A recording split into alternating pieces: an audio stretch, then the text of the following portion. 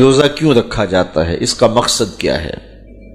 سویر سے لے کر شام تک بھوک اور پیاس کاٹنا آخر کیا مقصد رکھتا ہے جبکہ سب کچھ موجود ہے؟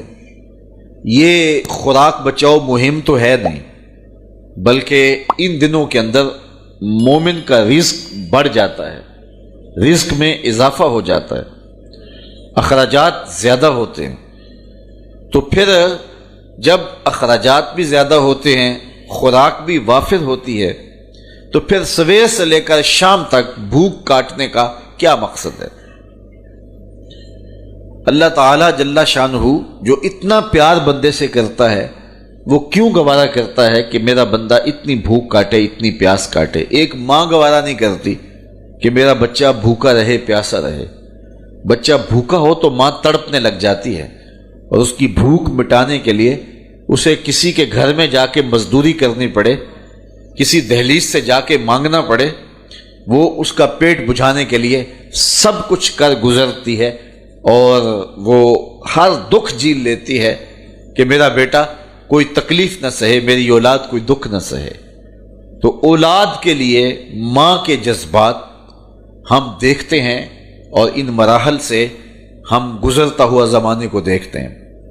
تو بیٹے کے لیے ماں بھوک اور پیاس گوارا نہیں کرتی، تو جو 70 ماؤں سے زیادہ پیار کرتا ہے، اس نے کیسے گوارا کر لیا کہ میرا بندہ سویر سے لے کر شام تک بھوکا رہے، پیاس کی شدت کاٹے، بھوک کی شدت کاٹے۔ آج کل 16 گھنٹے لمبا روزہ ہوتا ہے، اور اتنا طویل عرصہ سخت گرمی میں زبان کانٹا ہے، حلق خشک ہے، اور بندہ دریا کنارے ہے، لیکن ایک گھونٹ بھی اٹھا کے نہیں پی سکتا۔ تو یہ کیسے رب نے چاہا جو 70 ماؤں سے زیادہ پیار کرتا ہے؟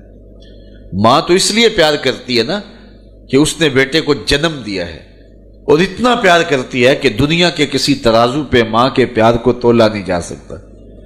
یہ سڑکوں کے کنارے پہ بڑے بڑے ہیوی کنڈے نصب کر دیے گئے ہیں، جس پر پورے کنٹینر تول لیے جاتے ہیں۔ تو میں کہا کرتا ہوں، آج تک مجھے کوئی ایسا کنڈا نہیں ملا جس پر ماں کے پیار کو بھی تولا جا سکے۔ اللہ نے اس کے سینے میں پیار رکھا ہے، تڑپتی ممتا رکھی ہے، اولاد کے لیے وہ جذبات رکھے ہیں کہ دنیا کے کسی ترازو پہ اس کا وزن نہیں کیا جا سکتا۔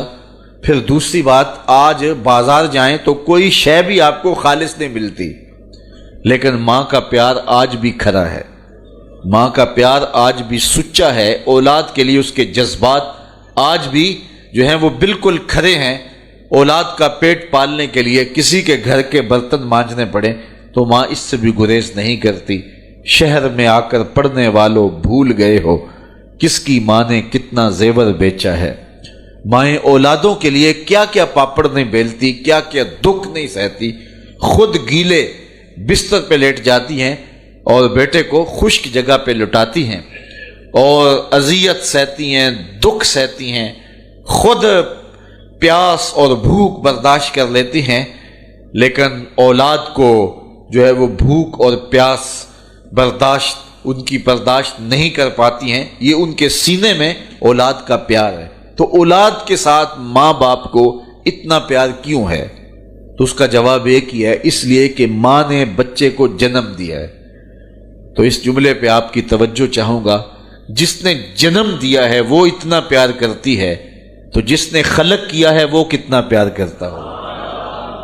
ماں نے جنم دیا ہے، تخلیق نہیں کیا، تو جنم دینے والی کا پیار اس کا ٹھکانہ نہیں، اور جس نے خلق کیا ہے اس کی محبت کا عالم کیا ہوگا؟ تو ماں گوارا نہیں کرتی تو رب نے کیسے گوارا کر لیا؟ اس مسئلے کو سمجھنے کے لیے پھر دوبارہ ماں کی گود میں آنا پڑے گا۔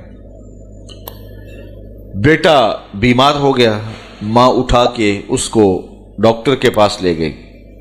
ڈاکٹر نے کہا کہ اسے یہ دوائی دو، یہ سیرپ پلاؤ، ٹھیک ہو جائے گا۔ اب سیرپ کڑوا تھا، بچہ پیتا نہیں۔